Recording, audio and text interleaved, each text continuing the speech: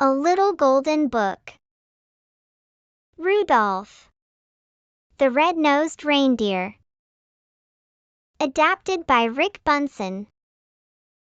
Illustrated by Arcadia. Christmastown, also known as the North Pole, is the wonderful place where Santa Claus lives with Mrs. Claus, all the elves, and the flying reindeer that pull Santa's sleigh every Christmas Eve. Nowadays, Christmastown is a happy place. The elves make toys. The reindeer fly. But in the old days, everyone had to watch out for the abominable snow monster. He was big and furry and hated anything having to do with Christmas. And he liked to eat reindeer. All that started to change when Santa's lead reindeer, Donner, became a papa.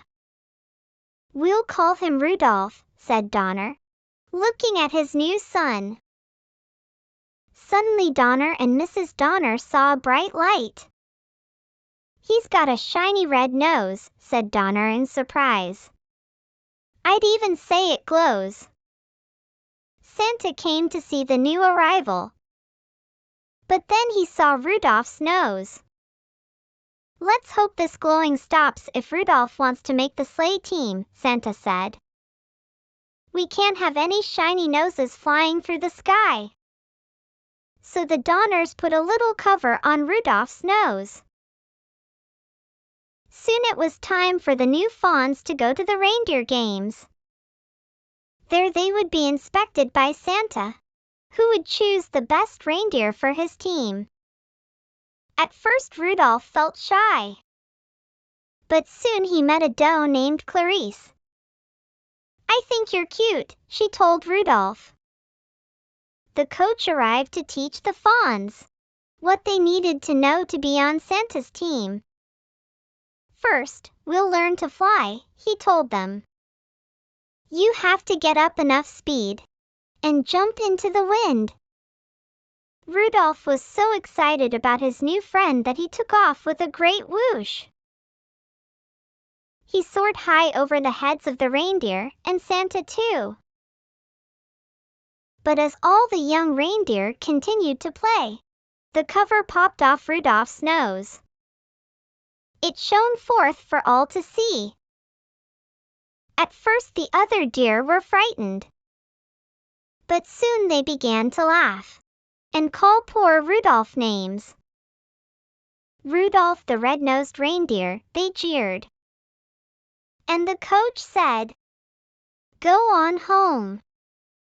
From now on, you can't join in any reindeer games." Only Clarice didn't laugh at Rudolph. Poor Rudolph wandered off alone. Soon he met an elf who was hiding in the woods. "My name is Herbie," said the elf. "I want to be a dentist, but right now I'm just an elf who doesn't belong." "And I'm a red-nosed reindeer," said Rudolph. The pair decided to be friends and run away together. They hadn't wandered far when they heard the terrible roaring of the abominable snow monster. "It's my nose," said Rudolph.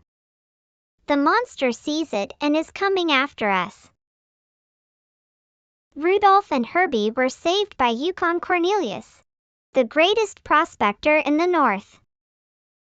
"Jump onto my sled," said Cornelius, "and we'll run like crazy."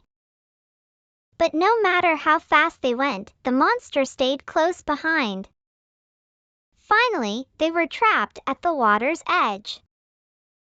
Cornelius chopped the ice with his axe, and the friends floated safely away. They floated all night and landed on a strange island, where they were greeted by a puppet that sprang from a box. "I'm the official sentry of the island of Misfit toys," said the puppet. "My name is Charlie, and that's why I'm a misfit toy. No child wants to play with a Charlie in the box. We want to travel with Santa Claus in his magic sleigh," said a misfit doll. Otherwise, we'll miss all the fun with the boys and girls when Christmas Day arrives. The friends met an elephant with polka dots, a choo-choo train with square wheels, a water pistol that shot jelly, a bird that swam, a cowboy riding an ostrich, and a boat that couldn't float. "We're misfits too," said Rudolph. "Maybe we could stay here with you." But the king of the island would let them stay for only one night. "This island is for toys alone," he said. "A living creature cannot hide here. But you can help us. When you return to Christmas Town, tell Santa about these homeless toys. I'm sure he can find girls and boys who would be happy with them." A toy is never happy till it's loved by a child. That night, while Herbie and Cornelius slept, Rudolph lay awake.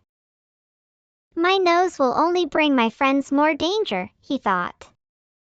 "I must go off on my own." But, wandering alone in the snow, Rudolph realized that he couldn't run away from his troubles.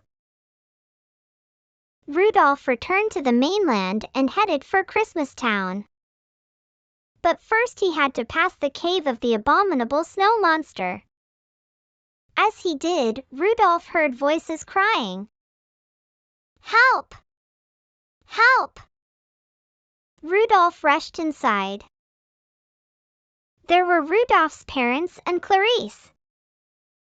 They had been searching for Rudolph and had been caught by the monster, who was about to devour Clarice. "Put her down!" Rudolph cried, butting the surprised monster with his little antlers. Just then, Herbie and Cornelius pulled up outside the cave. They had followed Rudolph's trail and knew he needed help. "An abominable snow monster will never pass up a pork dinner," said Cornelius. "Herbie, you sit outside the cave and oink like a pig. When the monster comes outside, watch out." Herbie approached the mouth of the cave. "Oink, oink," he called. The monster dropped Clarice and rushed outside. At that moment, Cornelius pushed a giant snowball down on top of him. Splat!